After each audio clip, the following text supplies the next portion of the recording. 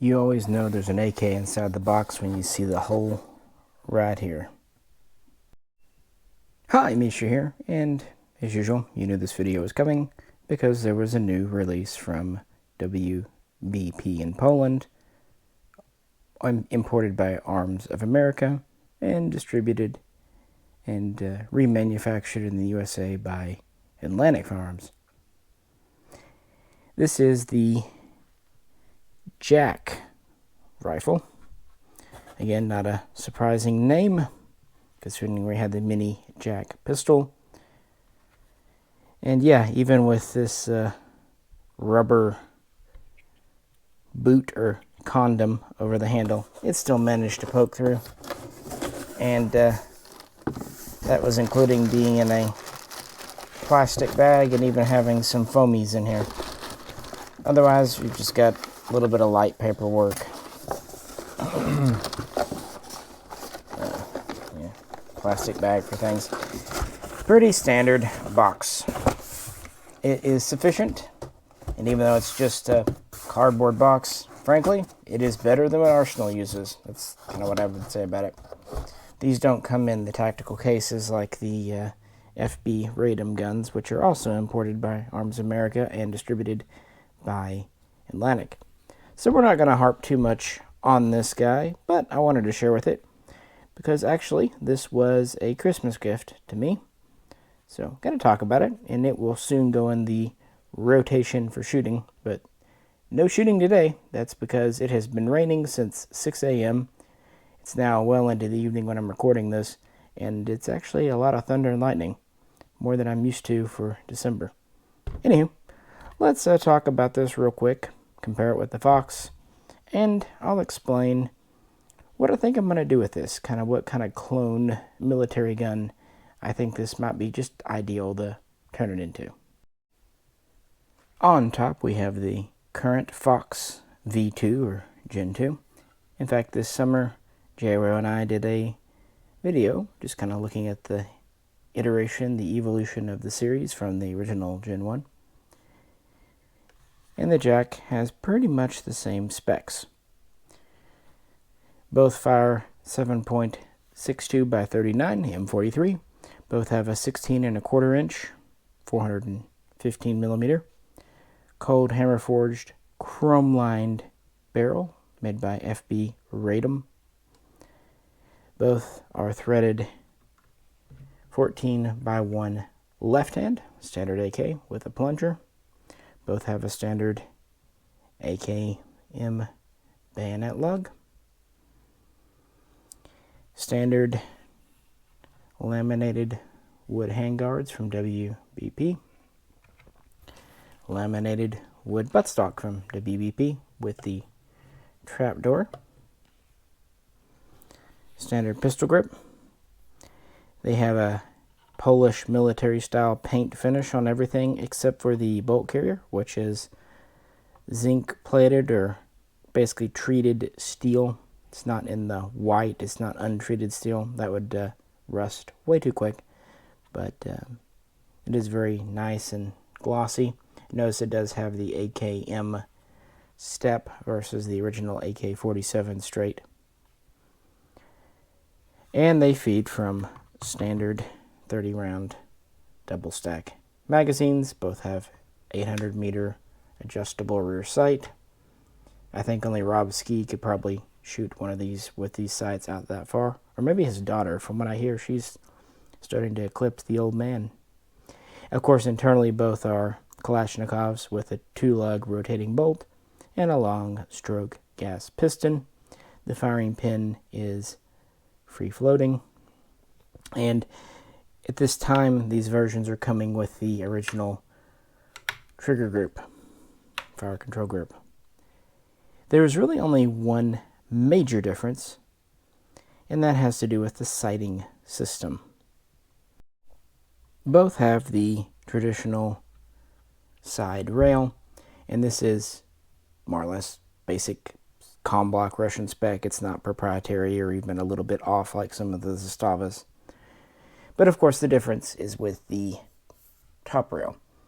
The Fox, like the Baril, has this mounting plate with stud in the back for an over-the-top rail to mount, and then the front locks in to these notches up here under the front, or excuse me, the rear sight base.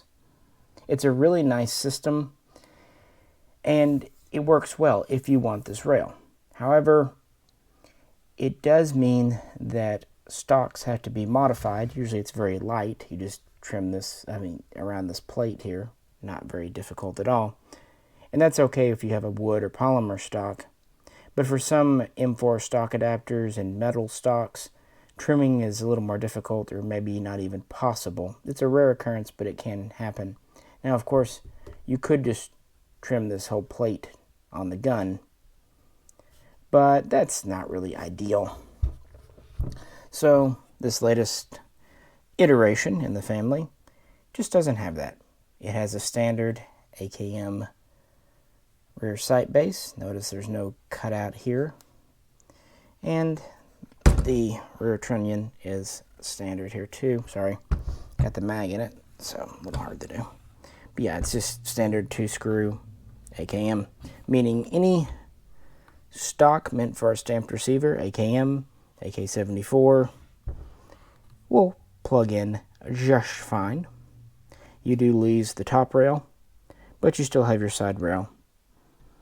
And you still got the iron sights too, of course. This is a variant, and it will not be replacing the Fox. Both the Fox and the Jack will be offered and produced concurrently in batches. Probably maybe more Jacks than Foxi, if that's what people want.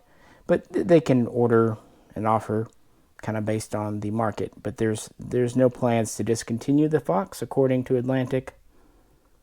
But the Jack is kind of the new standard rifle, because this really is a standard AKM, meaning pretty much any standard stuff will work. It's great.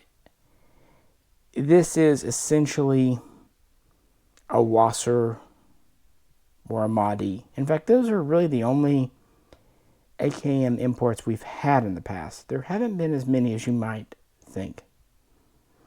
So with that, let's put the Fox Gen 2 away.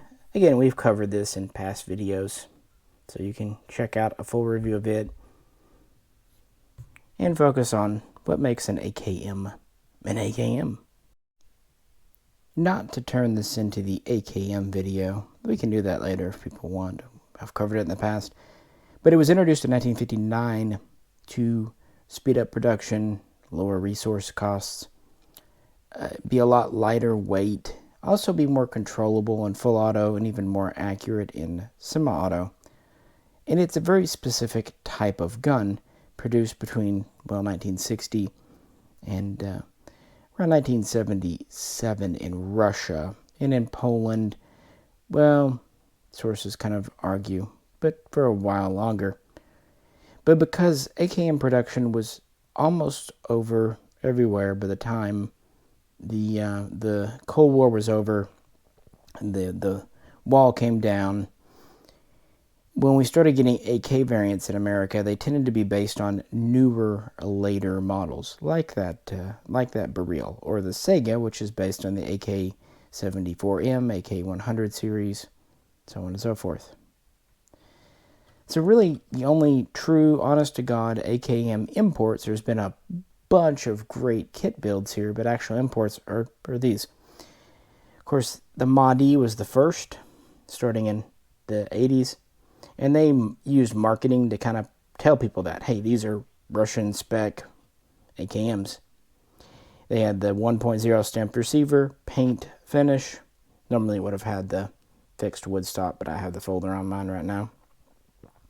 Palm swell handguards made of wood. 16-inch barrel. The sugar scoop brake was something introduced with the AKM, although some early AKMs didn't have it. The newer style of bayonet lug, which this one's shaved off because it's a 90s import. And a ribbed top cover. And notice it doesn't have the side scope mount scope rail. That wasn't a standard feature on the standard AKM. It was featured on the AKMN. and the AKM-L, and a few other variants. So it was an option, but not a standard. Well, Romanian guns never came in the pre-ban era, but we had Romanian guns starting to come in '97, and I've done a video on the early ones. This is, of course, my SAR-1 again. Pretty much the standard. Romanian guns often just had a phosphate finish instead of paint. And with them, the scope rail is a standard feature. Not a big deal. Otherwise, it's pretty much a bog standard AKM. For their own domestic use, they use the Donkey Dong grip. For export, like the AIM, they usually had the palm swell handguard. But yeah, notice this is the AKMN kind of lightweight, skeletonized scope rail. But otherwise, yeah, dimpled receiver. Now, of course, the Wasser 10 is virtually the same, except it doesn't have the dimpled receiver. That bugs some. For me, it's nice to have, but it's not a deal breaker.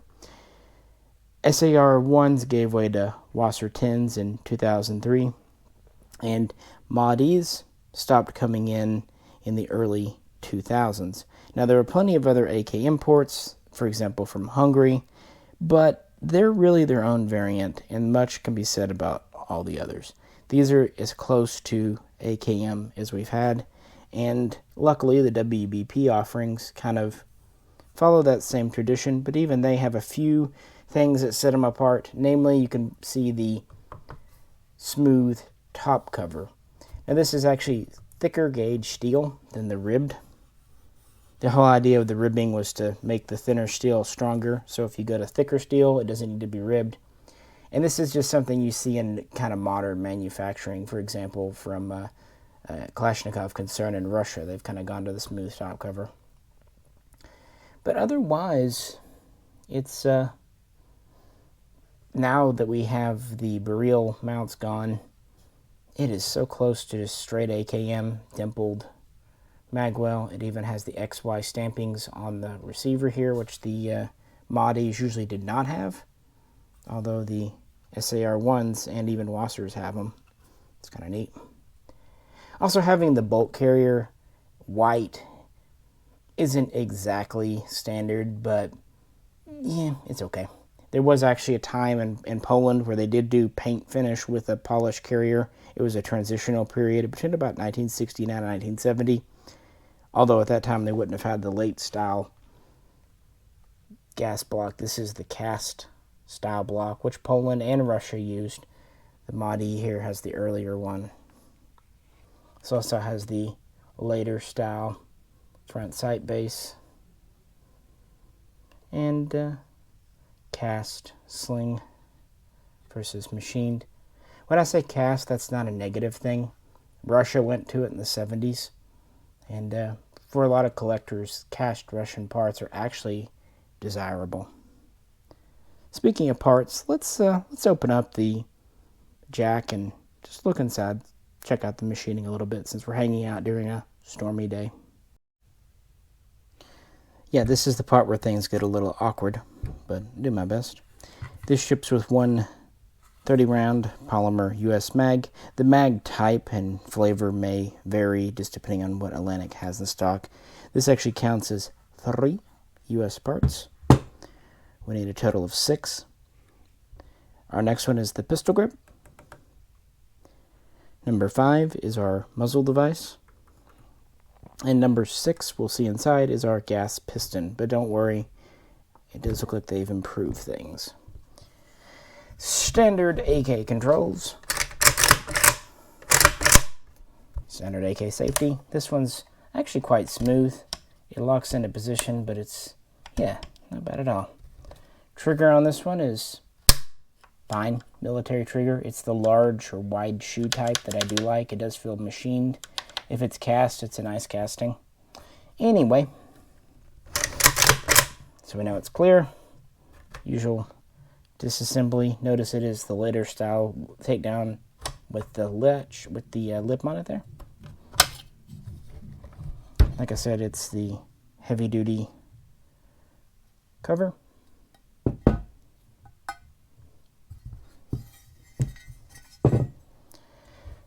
standard AKM type recoil spring. This is what I call the wire type inside, wire guide.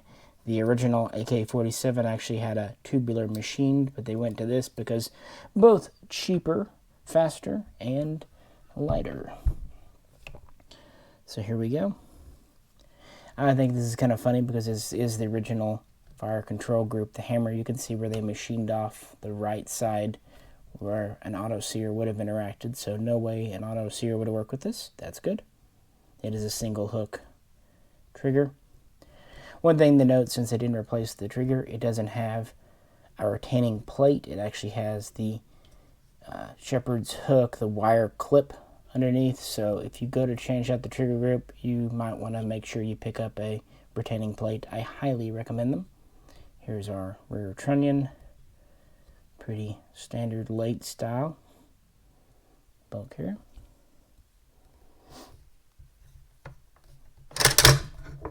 Pops right out. Nice clean interior. Very clean feed ramp on this. I'm actually impressed when these come in. They have a single stack mag well, and they are converted to take standard mags here, and they do a very nice even job. No sharp edges, even brand new, and there's not a bunch of debris or metal flakes in here. The inside of this is very clean. It also seems like they did clean out most of the Cosmoline goop. Always nice. And standard. I don't know how loose or tight this is. No, not too bad.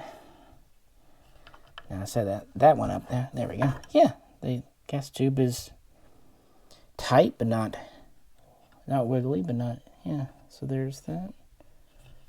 Gas pump. Pretty standard. It does have the serial number on it. That's one thing Atlantic's very proud of, is that WBP puts quite a few serials on these. We have it on the gas tube. Of course, we have it on the top cover. I don't know if we have it on the recoil assembly, but I'll put it in camera and maybe you can tell. I would be a little surprised if we did, but maybe we do. Kind of the same thing goes for the safety. Cinema's on the other side. And I don't know about on the underside of the sight. I don't feel anything there, but sometimes they're pretty finely stamped. Typically, as generations made to the AKM, they quit serializing parts more and more, just kind of sticking to the basics of bolt and bolt carrier, top cover, trunnion. Here we go. Like I said, this is in the white. Notice it does have the tail taken off there for some auto. This is the US piston. Even though it is US, it does have some play in it, which is good. I hate it when they're just stiff. I wouldn't mind to see a little more play, frankly, but some's better than none at all. And taking this out, pretty standard bolt. Notice it has more of a matte finish than the carrier itself. Has the scallops, the lightning cuts, and again a free-floating firing pin. And just to look here, these are nicely finished and machined parts. The camway here is pretty well machined out. They just everything fits together.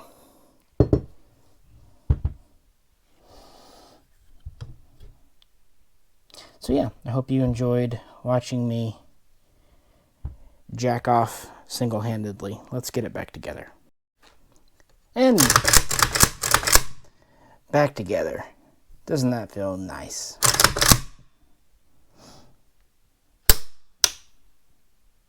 Yep. And nicely done. Not very flashy, but we don't need flashy. It's a nice AKM type. This is priced at the same as the Fox. I believe retails like $12.99 on these. So, I mean, this is just the world we live in. Love it or hate it. Welcome to a world of a $15 an hour minimum wage. But we're not going to talk about politics. But still, yeah, that's kind of what happens.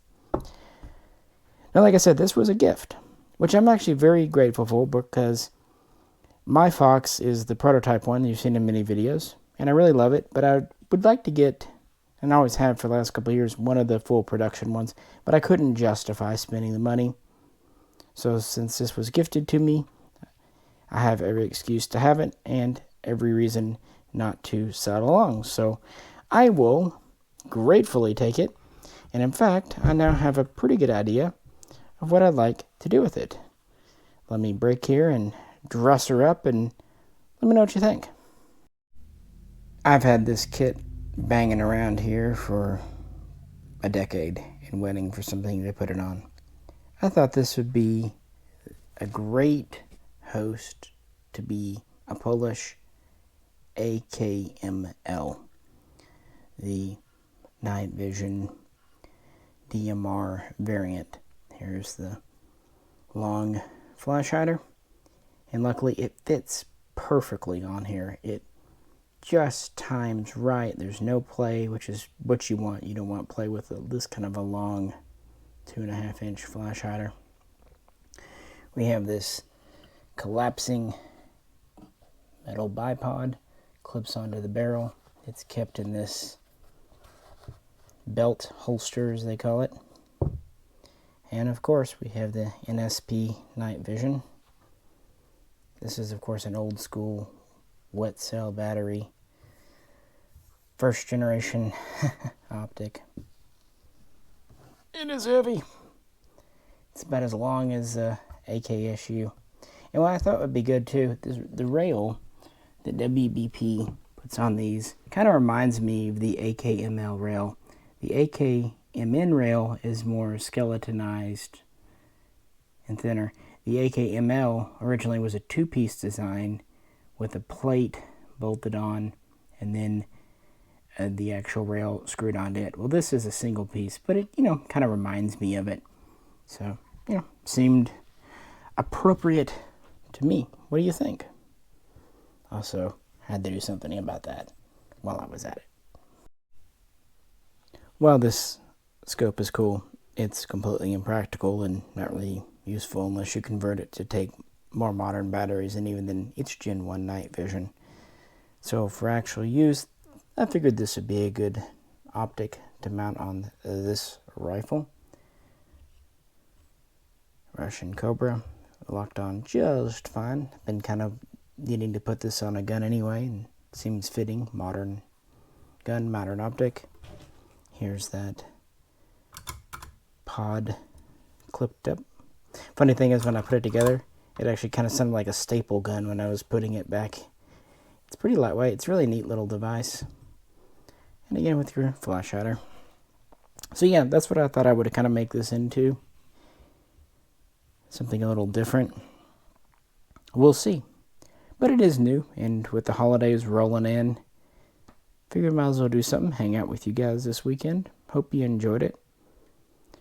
Let me know what you think. Do you like the Fox or the Jack more? Or maybe you're still a Wasser fan or a Zastava M70 fan. Yeah, feel free to talk below, and I'll be here for the next few days before the Christmas holiday. Hope everyone's got their shopping done. Amazon Prime was a godsend this year. That was not a paid endorsement, it's just the truth. But wanted to give you something for the weekend to chew on. Appreciate you tuning in as always. And if you could, please like, share, subscribe. And if you'd like to help support the channel coming into 2022, please check out the link to the Patreon page. And we'll get this out to the range pretty soon. Kind of put it in the rotation. But I have no doubt that it'll shoot as well as the previous Foxes we've tried out, or that mini Jack we looked at over Thanksgiving. This is Misha. catch you very soon. I think it weighs as much as the gun. Yeah, I think it does. Next time.